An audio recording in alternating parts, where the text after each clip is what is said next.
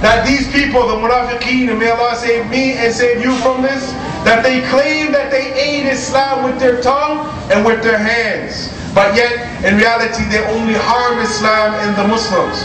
We find that the munafiqeen, they try to destroy Islam from within.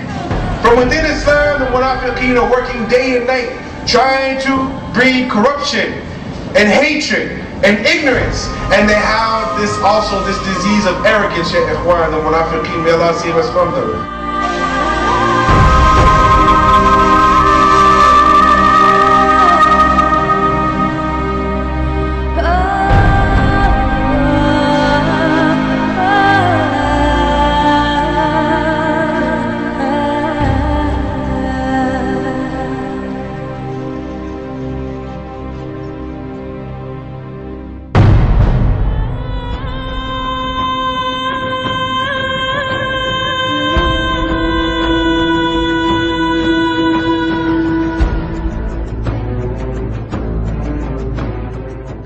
D. Declaring wars on non-Muslims to subjugate them to Islam or force them to pay jizya, a humiliating tax. Jizya, a humiliating tax. Jizya, a humiliating tax. And unfortunately, this administration, not only abroad, but domestically has partnered with the wrong groups that facilitate Sharia and Islamism domestically, like Council on American Islamic Relations, Islamic Society North America. And that's really why I formed the American Islamic Forum for Democracy, which is to focus on the mission of the separation of mosque and state, and say that's truly the only solution to radical Islam.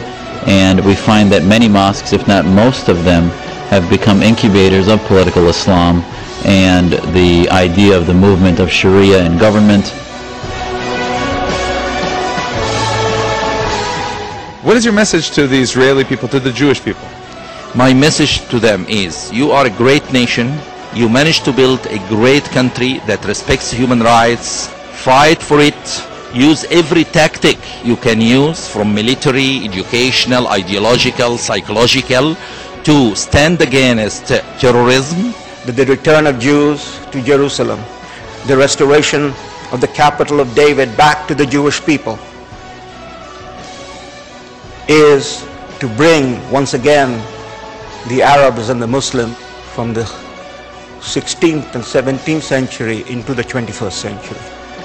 And the unity of this city of David once again under Jewish authority, which I enjoyed so much visiting last year. Your agenda, Sean, is one of advancing freedom and liberty and American ideals that every human being across the world, just as George Bush mentioned in the Freedom Agenda, wants innate rights guaranteed by God.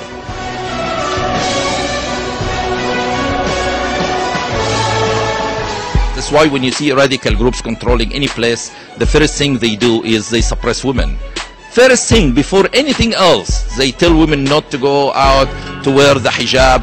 They suppress women. Here's the problem, for me at least, that the veil represents a wider culture, a tribal, a parochial, a patriarchal culture that winds up actually taking more choices away from women and men than it gives. And so I have to ask myself, with all that. I have to ask myself, what is the greater good for the greater number? Okay, and in this case, I have to say, I think it is banning the veil in public spaces. But let's talk about Ingrid Mattson herself. She wears the hijab, or she wears. I'll be very straightforward. Yeah. There is no requirement in Islam to wear it. She wears it, and most of the North American Muslims or converts are wearing it as a middle finger to America. This is where Miss Mattson found her real effectiveness when she was in 1987 and 88 during the height of the Mujahideen offensive. These are the camps of the Mujahideen. She was with them. Her husband was there.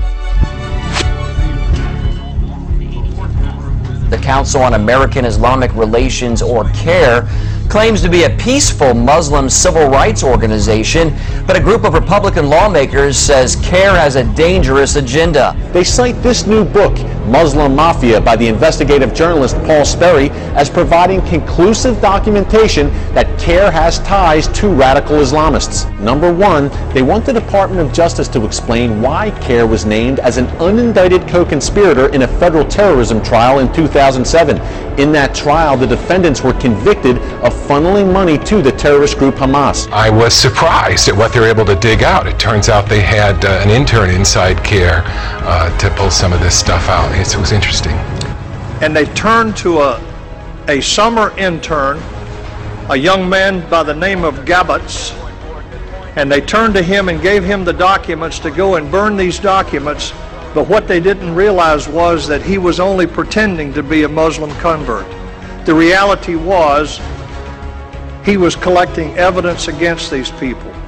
And his father, David Gabbets, and a guy named Paul Sperry took those documents and wrote this book.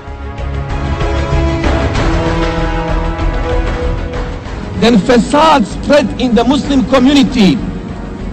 Then actions of evil become rampant, of supporting kuffar, giving them strength and support, spying for them. As Safad prepares for his daily prayers, fear creeps into the back of his mind as to whether the person next to him is a spy. I, felt that there was a sense of mistrust. I wasn't sure about the people that were coming at the mosque. Afad is one of many American Muslims who came under the surveillance of the FBI in Southern California. What he thought was a fellow worshiper at a mosque turned out to be an informant. Somebody hide kufr and show Islam. Or we could have them today. Could be that somebody convert to Islam publicly from kuffar. They are worker, they are spy, they are agent. He comes amongst us and he acts as a Muslim, but he's a kafir. Meet Arvinder Singh. He says the FBI recruited him as an informant in 2002 because he looked Middle Eastern. What was the name that the FBI gave you? Rafiq Alvi. Did you ever go into a mosque wired? Couple of times. I was instructed by my FBI handlers to infiltrate as many mosques as possible using my undercover name, Farouk Al-Aziz. I was instructed to direct my efforts to suspected leadership in mosques. This is a war on Islam. And Islam. Unfortunately, it's going to last a long time. Religious war, yes, but they will never say that because they can't. It's a violation of one's constitutional rights. But that's exactly what it is. The war on terror is a war on Islam.